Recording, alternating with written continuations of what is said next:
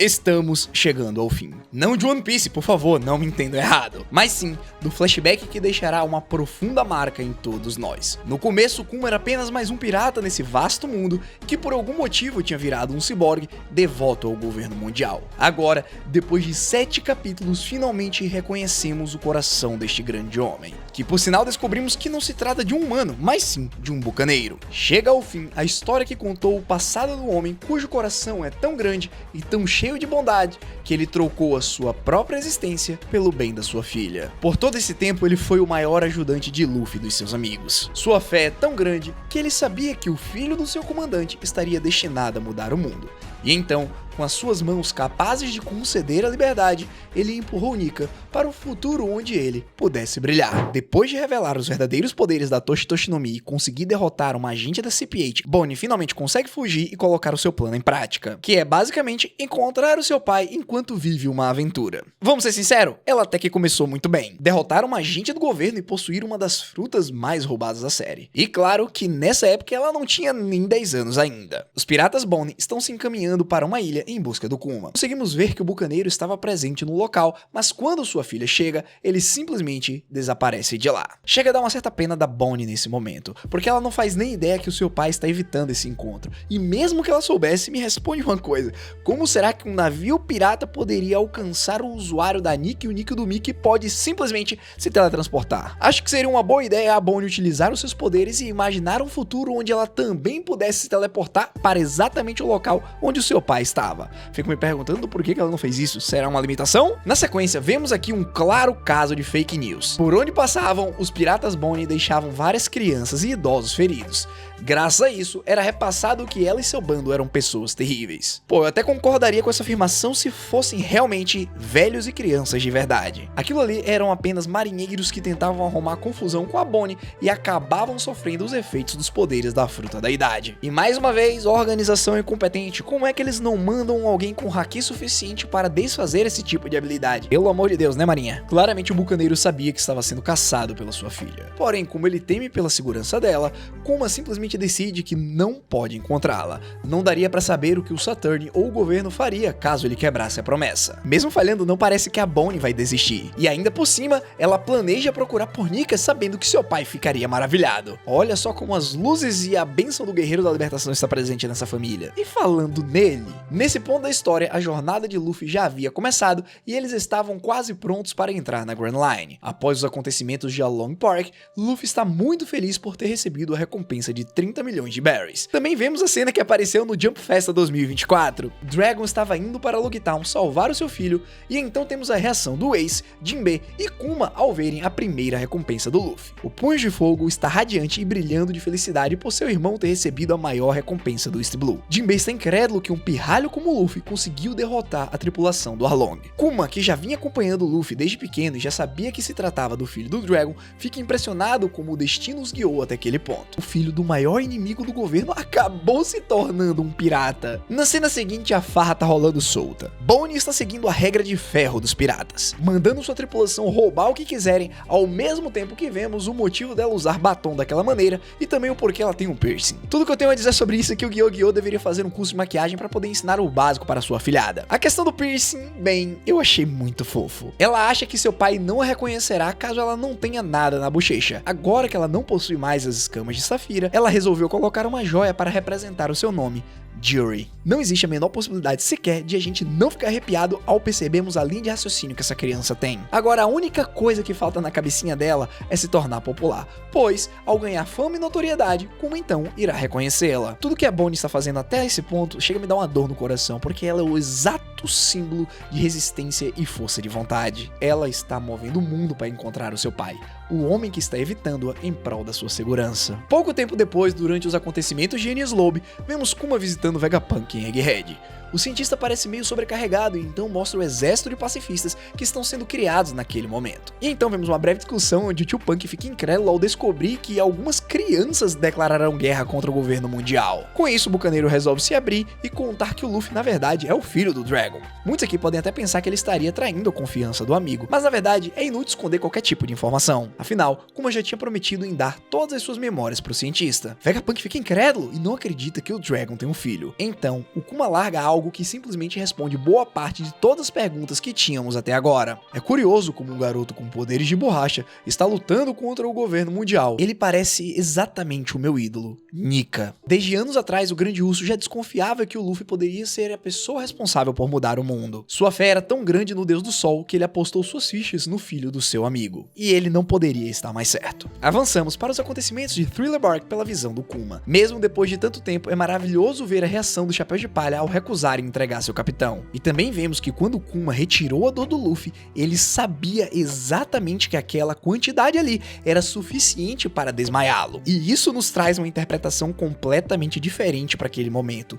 Tudo fica mais impactante e mais intenso ainda. Kuma passou anos curando pessoas e absorvendo suas dores e suas doenças. Afinal, ele é um bucaneiro. Se o Zoro conseguiu permanecer de pé depois de absorver aquela quantidade de dor que derrubaria o próprio Kuma, é indiscutível que o seu potencial já naquela época era surreal. Tudo que ele precisava era só de um empurrãozinho assim, ó, 2 dedinhos do Mihawk. Não é à toa que o Kuma ficou muito satisfeito de ver o filho do Dragon com amizades tão incríveis. O momento que mudaria todo o mundo de One Piece estava prestes a acontecer. O bucaneiro recebe uma ligação do governo dizendo que a execução do Ace estava marcado e que haveria uma guerra contra os piratas do Barba Branca. Claro que ele estaria lá, mas só pelo pensamento a gente sabe que ele era contra. Agora eu fico me perguntando uma coisa: como seria se o Kuma simplesmente pudesse trair o governo mundial e a marinha e se juntar ao Luffy durante a guerra de Marineford? Com seus poderes da Nikki e o Nikki no Mist, seria tranquilo ele pegar de surpresa o Sengoku e o Garp, salvar o Ace e voltar para uma situação onde eles estariam protegidos. Com isso, toda a história do mundo seria mudada. É incrível como um só personagem poderia ter feito tantas coisas diferentes. Mas infelizmente nesse ponto ele já não tinha mais a sua consciência,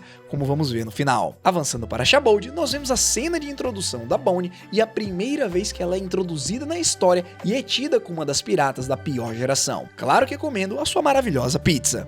Contudo, agora estamos vendo que Kuma estava ali mesmo escondido fora do restaurante, olhando para sua filha pela janela. O legal é ele tentando se esconder tendo o tamanho que tem. Só sua cabeça era do tamanho da janela do estabelecimento. Só nos sonhos dele que ele estava escondido. Só que, olhe bem, ele tem um belo sorriso no rosto e pensa consigo mesmo que Bonnie cresceu e se tornou uma grande pirata. Mas é triste pensar que ele sabe que naquele momento será a última vez que verá o rosto da sua filha. No meio disso tudo, uma comoção está acontecendo. O bucaneiro ouve algo relacionado a um incidente com os Tenryubitos. Um pirata bateu em um nobre. Rapidamente ele se teleporta até o telhado da casa de leilão para observar. Ele fica incrédulo ao descobrir que lá estava Luffy e o Chapéu de Palha. O filho do Dragon tinha acabado de socar a cara do São Charles para proteger um tritão. Um ato de rebelião que ninguém tinha tido coragem de executar por centenas de anos. Ah, Kuma, você tá conseguindo ver agora com clareza que todas as suas apostas foram certas. A mudança do mundo vai chegar e talvez no centro dessa tempestade estará ele, o menino que você confiou a sua vida. Todos os pontos da história vão começando a se ligar e estão fazendo cada vez mais sentido. A importância do Kuma foi tão grande que agora vemos o incidente de Shabold pela sua perspectiva. Lá está o bando do Chapéu de Palha enfrentando os pacifistas Kizaru e o Sentomaru. Mas quando o Kuma chega, sabemos que alguma coisa está errada. Ele se sente pesaroso por ter abandonado o exército revolucionário sem dizer nada. Mas as coisas não sairão do controle 100%. O Grande Urso pretende deixar a sua marca no mundo através de Bonnie e Luffy. Isso aqui me pegou demais quando o Kuma simplesmente revela que o futuro deles será o único legado que ele vai precisar ter na vida. Olha só, as lágrimas já estão começando a cair. O Chapéu de Palha se encontra arrasado na clássica cena que conhecemos, sendo a maior derrota do seu bando. Em lágrimas ele está desolado por não ter conseguido salvar ninguém. Mas bem, não é verdade. Kuma estava lá como um herói e não como um executor. O Grande Urso pensa que eles ainda não estão prontos para o novo mundo, e como símbolo de esperança, ele manda Luffy e seus companheiros treinarem, sabendo que eles, no momento propício, serão as pessoas responsáveis por trazer a grande tempestade e a grande mudança do mundo. De volta para Egghead, Vegapunk está discutindo com Saturn. O Gorosei quer que seja instalado um mecanismo de autodestruição. Claro que o Tio Punk é contra, mas o ancião não quer nem saber. E então, quando Vegapunk propõe instalar um dispositivo que permitiria que Kuma alterasse sua personalidade e mantivesse um traço de consciência, Saturn aumenta sua voz e diz que já deu a sua ordem e que qualquer tentativa de enganá-lo não irá funcionar. Afinal, ele também é um cientista. Com isso dito, a ordem final é apagar toda a consciência do Kuma. Oda já conseguiu. Saturn subiu todos os postos possíveis de personagem mais odiado da série. A construção desse Gorosei já chegou num ponto onde eu tenho realmente medo do fandom não ficar satisfeito com o final que ele vai ter. Então tudo que eu preciso fazer é desejar boa sorte pro nosso querido gênio escritor e que consiga atender as expectativas de todos esses malucos que vão querer realmente a cabeça do Saturn em um graveto. Pra mim, só em ele ser esmagado pelo Dragon da maneira correta vai ser suficiente. Com certeza, seria o tipo de luta que faria os revolucionários terem um gosto de vitória e também uma vingança que o pai do Luffy iria sentir o gostinho. Enquanto essa discussão rolava, Kuma estava na sala ao lado ouvindo tudo. E então, finalmente, o dia chegou. Os 2 anos se passaram e então é chegado o momento da sua consciência ser deletada. Dá pra perceber que o Kuma e o Vegapunk se tornaram verdadeiros amigos. Tudo aquilo que o cientista expressou quando vimos interagindo com a Bonnie pela primeira vez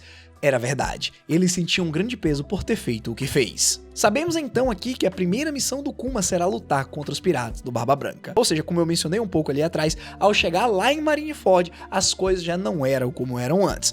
Kuma tinha mudado. Ele já não tinha mais sequer um traço da sua antiga personalidade. Ele era uma máquina que obedecia apenas ao governo. Mas antes que tudo fosse apagado, o bucaneiro pede para ser programado para fazer uma coisa a mais. Estão preparados? Respirem fundo, porque agora uma das cenas mais clássicas será explicada. Ele pede para que seja inserido na sua codificação a proteção do navio do Chapéu de Palha. Até que um deles retorne, ele será o guardião do seu lar. É o mínimo que ele pode fazer, já que não terá como acompanhar o crescimento deles. Uou! Isso aqui foi pesado. Por anos, ficamos nos perguntando como e por que Kuma ficou na frente do Sunny por 2 anos protegendo. E agora saber que foi o seu último desejo e vontade é de tirar o fôlego. Até porque esse tipo de ação representa tudo aquilo que o Kuma acredita. Quando o Vegapunk pergunta que tipo de futuro o bucaneiro sonhou para o Luffy, Kuma apenas responde que as ações do Chapéu de Palha o moveram. E acrescenta que mesmo sabendo que Nika era apenas uma lenda, seria muito bom se existisse um guerreiro que conseguisse fazer as pessoas sorrirem usando o ritmo da libertação.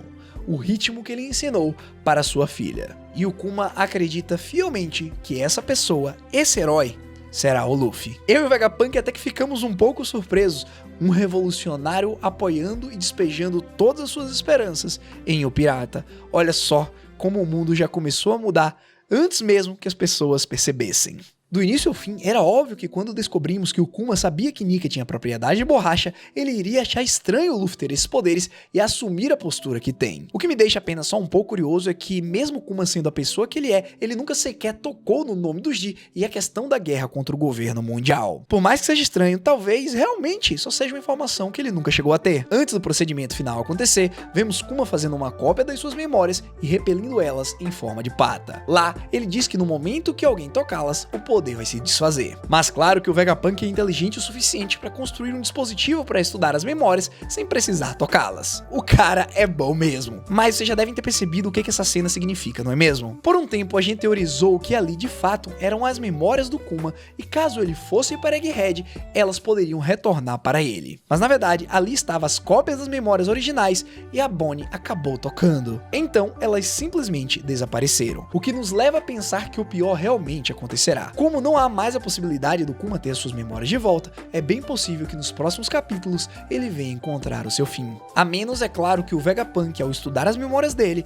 conseguiu passar tudo para um chip de comando ou algum outro tipo de tecnologia e consiga inserir no seu corpo ciborgue. Ou, agora que eu parei para pensar nisso, faz sentido, não tava nem no roteiro. Agora vamos para a parte que eu considero uma verdadeira obra de arte e que me fez chorar pra caramba enquanto eu tava escrevendo. Kuma fecha os olhos e várias lembranças passam por ele. Seus pais, Ivan, Ginny, o exército revolucionário, Bonnie e por fim, Vegapunk. Durante toda a sua vida, ele se manteve correndo, se manteve em busca de algo e sempre rodeado de pessoas que o amavam, independente da situação. E olha só que incrível, a sua corrida incessante pela estrada da vida é muito parecido com a sua dança de Nika. E essa cena representa poderosamente que a sua existência nesse mundo teve como principal objetivo sempre ser um libertador. Com lágrima nos olhos, o Vegapunk se despede e diz para Kuma que ele foi um herói para todos que tiveram a oportunidade de conhecê-lo. Então, como sempre sorrindo, ele tem apenas um último pedido. Caso o Vegapunk tenha a oportunidade de ver Bonnie novamente,